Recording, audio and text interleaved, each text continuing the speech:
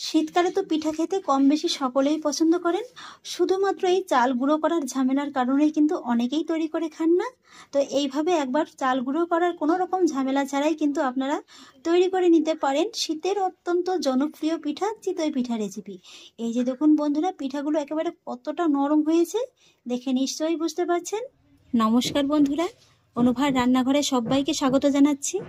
বন্ধুরা, আজকে আমি আপনাদের তৈরি করে দেখাবো কোনো রকম মাটির উনুন মাটির স্বাদ ছাড়াই একেবারে ফুলকো ফুলকো জালিদার চিতই পিঠা রেসিপি। আর সেই জন্য দেখুন বন্ধুরা, এখানে আমি নিয়েছি এরকম একটা ছোট বাটি মাপ করে 1 বাটি আতপ চাল। এখানে কিন্তু আপনারা আজকের এই পিঠাটা আতপ চাল ছাড়াও ঘরে থাকা নর্মাল যে চালটা আছে সেটা দিয়েও তৈরি করতে পারেন। তবে আতপ চাল দিয়ে করলেই কি হয়, পিঠাটা খেতে একটু বেশি ভালো লাগে। আর এখানে আমি 1 বাটি চাল নিয়েছি, মানে মোটামুটি এখানে 400 গ্রামের মতো কিন্তু চালটা আছে। এবার প্রথমেই আমি চালটাকে খুব ভালোভাবে ধুয়ে নেব। সেই জন্য চালের ভিতরে দিয়ে দিচ্ছি জল। এইভাবে একটু চালটাকে কিন্তু মোটামুটি 3 থেকে 4 বারের মতো খুব ভালোভাবে ধুয়ে নিতে হবে। চালটাকে আমি খুব ভালোভাবে ধুয়ে পরিষ্কার করে নিয়েছি। আর এইভাবে কিন্তু চালটাকে অবশ্যই খুব ভালোভাবে ধুয়ে পরিষ্কার করে নিতে হবে। জলটা দেখে নিশ্চয়ই বুঝতে পারছেন যে জলটা ঠিক কতটা পরিষ্কার বেরিয়ে এসছে। আর এই চালটা যত ভালোভাবে আপনারা ধুতে পারবেন, পিঠাগুলো কিন্তু ততটাই সাদা সাদা হবে। এবার আমি জলটাকে একটু ছেঁকে ফেলে দেব। চালের জলটাকে আমি খুব ভালোভাবে ঝেড়ে ফেলে দিয়েছি। আর এবার কিন্তু আমি এই চালটাকে ভিজিয়ে রাখবো। আর সেই জন্য এখানে দিয়ে দেব বেশ খানিকটা পরিমাণে কুসুম গরম জল। জলের সঙ্গে চালটাকে একবার ভালোভাবে মিশিয়ে নেব। আর তারপরে আতপ চালটাকে এইভাবে ঢাকা চাপা দিয়ে আমি ভিজিয়ে রেখে দেবো 30 মিনিটের মতো। তবে আপনাদের হাতে যদি সময় থাকে তাহলে 30 মিনিটের জায়গায় 1 ঘন্টাও রাখতে পারেন, তাহলে কিন্তু আরও ভালো হবে। তবে যেহেতু আমি ইনস্ট্যান্ট চিতই পিঠা তৈরি করে দেখাবো, তাই মাত্র 30 মিনিটের মতো ভিজিয়ে রেখে দেবো। তাই কিন্তু এইভাবে অবশ্যই একটু কুসুম গরম জলটা দিতে হবে, তাহলেই কিন্তু চালটা খুব ভালোভাবে ভিজে যাবে। আর এখানে যদি আপনারা আতপ চালটা ব্যবহার করতে না চান, ঘরে থাকা নর্মাল সেদ্ধ চাল দিয়ে করতে চান, সেক্ষেত্রে কিন্তু সেই সেদ্ধ চালটা আরেকটু বেশি সময় নিয়ে ভিজিয়ে রাখতে হবে। ফিরে এলাম 30 মিনিট বাদে, ঢাকাটাকে তুলে নিচ্ছি। চালটা দেখুন বন্ধুরা, খুব সুন্দরভাবে কিন্তু একেবারে ভিজে গেছে। এই যে দেখুন, চালটা ঠিকঠাক ভিজেছে কিভাবে বুঝবেন? এইভাবে একটু চাপ দিয়ে দেখবেন। যদি দেখেন যে খুব সহজেই একেবারে চালটা 2 টুকরো হয়ে যাচ্ছে, তাহলেই বুঝবেন যে চালটা একেবারে ঠিকঠাকভাবে একেবারে ভিজে গিয়েছে। এবার আমি চালটাকে পেস্ট করে নেব। সেই জন্য নিয়েছি ছোট দেখে একটা মিক্সচার জার। জারের ভিতরে এইভাবে অল্প অল্প করে চালটা দিয়ে দেবো। তবে জলটা কিন্তু খুব ভালোভাবে ঝরিয়ে নেব। আমি যেহেতু ছোট জারটা নিয়েছি, তাই কিন্তু বারে বারে অল্প অল্প চাল দিয়ে চালের পেস্টটাকে রেডি করে নেব। কিছুটা পরিমাণে চাল নিয়ে নেওয়ার পরে আমি এর ভিতরে অ্যাড করব খুবই সামান্য একটু কুসুম গরম জল। চালটা পেস্ট করার সময় কিন্তু অবশ্যই এভাবে কুসুম গরম জল দিয়ে চালটাকে পেস্ট করবেন। তবে একবারে কিন্তু খুব বেশি জল দেবেন না। এবার আমি চালটাকে খুব ভালোভাবে পেস্ট করে নেব।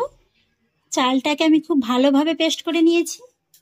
এই যে দেখুন বন্ধুরা, এরকম কিন্তু একেবারে স্মুথলি পেস্ট করে নিতে হবে, যাকে বলে একেবারে চন্দনের মতো করে নিয়ে কিন্তু বেটে নিতে হবে। এই যে দেখুন, দেখে নিশ্চয়ই বুঝতে পারছেন যে আমি ঠিক কতটা মিহি করে বেটে নিয়েছি। এইভাবে হাতে একটু সামান্য নিয়ে দেখবেন।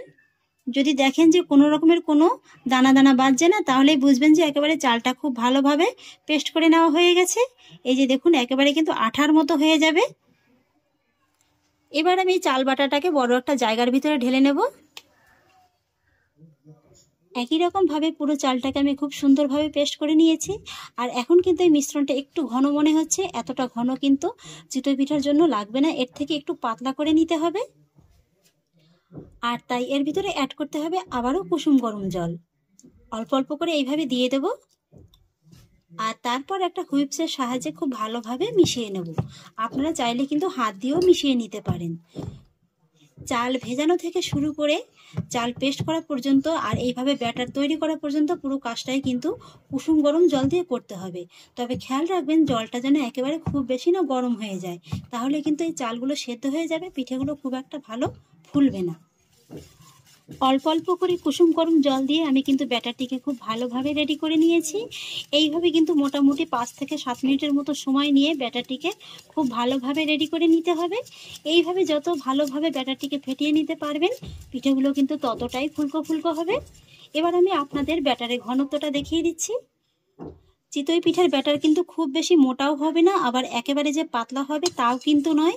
একটু খেয়াল করে দেখুন আমি ব্যাটারটা ঠিক কেমন ঘনত্বে রেখেছি। এই যে দেখুন, চামচের পিছন দিয়ে আপনাদের একটু দেখিয়ে দিচ্ছি। এই যে দেখুন, খুব সুন্দরভাবে কিন্তু একটা লেয়ার পড়ে গেছে।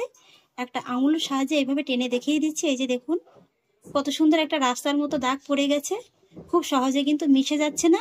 ব্যাটারটা কিন্তু ঠিক এইভাবেই রেডি করে নিতে হবে। আর এবার আমি ব্যাটার ভিতরে দিয়ে দেবো স্বাদ অনুযায়ী লবণ, আর সেই সঙ্গে দিয়ে দেবো 2 চামচ নারকেল কোড়া। চিতই পিঠার ভিতরে এইভাবে একটু নারকেল কোড়া দিয়ে দেখবেন, খেতে কিন্তু খুবই ভালো লাগে। তবে খুব বেশি দিতে যাবেন না, তাহলে কিন্তু আবার ব্যাটারটি ঘন হয়ে যাবে, পিঠাগুলো ভালো ফুলবে না। আর একই সঙ্গে দিয়ে দেবো এই 4 চামচের অর্ধেকের একটু বেশি বেকিং পাউডার। বেকিং সোডা কিন্তু নয়, বেকিং পাউডারটা দিতে হবে। আমি যেহেতু ইনস্ট্যান্ট চিতই পিঠা বানাবো, কোনো রকম মাটির সাজ, মাটির উনুন ছাড়াই, তাই কিন্তু এইভাবে অবশ্যই একটু বেকিং পাউডারটা দিতে হবে। এবার এই সমস্ত উপকরণগুলো আমি ব্যাটারের সঙ্গে খুব ভালোভাবে মিশিয়ে নেব। ফাইনালি সমস্ত উপকরণগুলো আমি খুব ভালোভাবে ব্যাটারের সঙ্গে মিশিয়ে নিয়েছি। আমার কিন্তু ব্যাটারটা একেবারে পারফেক্টলি রেডি হয়ে গেছে। এবার বন্ধুরা আমি সব চিতই পিঠাগুলোকে ভেজে নেবো, আর সেই জন্য গ্যাসের ছোট বার্নারে আমি একটা আপ্পাম প্যান বসিয়ে দিয়েছি। এই ধরনের আপ্পাম প্যানেও কিন্তু চিতই পিঠাগুলো খুব সুন্দর ফুলকো ফুলকো হয়। আর প্রথমেই কিন্তু এভাবে প্যানটাকে খুব ভালোভাবে গরম করে নিতে হবে। আর প্যানটা গরম হতে হতে আমি নিয়ে নিয়েছি একটা ছোট বাটি। বাটির ভিতরে নিয়ে নেবো সামান্য একটু সাদা তেল, আর তার মধ্যে নিয়ে নেবো সামান্য একটু জল। এবার তেল আর জলটাকে খুব ভালোভাবে মিশিয়ে নেব। তেল আর জলটা যখন খুব ভালোভাবে মেশানো হয়ে যাবে, তখন এইভাবে প্যানের গায়ে একটু ভালোভাবে ব্রাশ করে দিতে হবে। আর তারপর প্যানটা যখন খুব ভালোভাবে গরম হয়ে যাবে, তখন এইভাবে ব্যাটার অল্প অল্প করে এই বাটির ভিতরে দিয়ে দিতে হবে।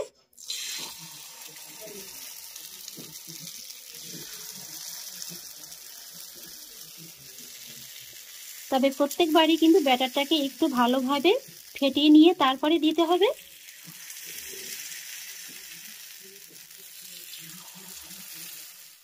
ব্যাটারটি আমি খুব ভালোভাবে দিয়ে দিয়েছি। আর এইভাবে কিন্তু একেবারে পুরো ভর্তি করে দেওয়া যাবে না, একটু ফাঁকা রেখে দিতে হবে। আর তারপরে এইভাবে ঢাকা চাপা দিয়ে মিডিয়াম লো আঁচে প্রায় 4 থেকে 5 মিনিটের মতো হতে সময় দিতে হবে পিঠাগুলোকে। 4-5 মিনিট বাদে ঢাকাটাকে তুলে নিচ্ছি। দেখে নিশ্চয়ই বুঝতে পারছেন যে পিঠাগুলো ঠিক কতটা ফুলকো ফুলকো হয়েছে। এই যে দেখুন বন্ধুরা, পিঠাগুলো একেবারে কত সুন্দর ফুলকো ফুলকো হয়েছে। প্রত্যেকটা পিঠাই কিন্তু এইভাবে খুব সুন্দর একেবারে ফুলকো ফুলকো হবে। এই যে দেখুন, আপনাদের একবার কাছ থেকে দেখিয়ে দিচ্ছি কত সুন্দর একেবারে ফুলকো ফুলকো হয়েছে।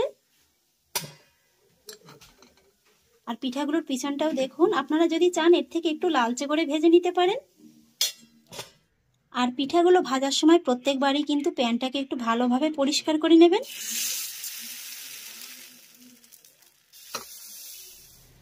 একই রকম ভাবে আরো এক ব্যাচ পিঠা আমি দিয়ে দিলাম।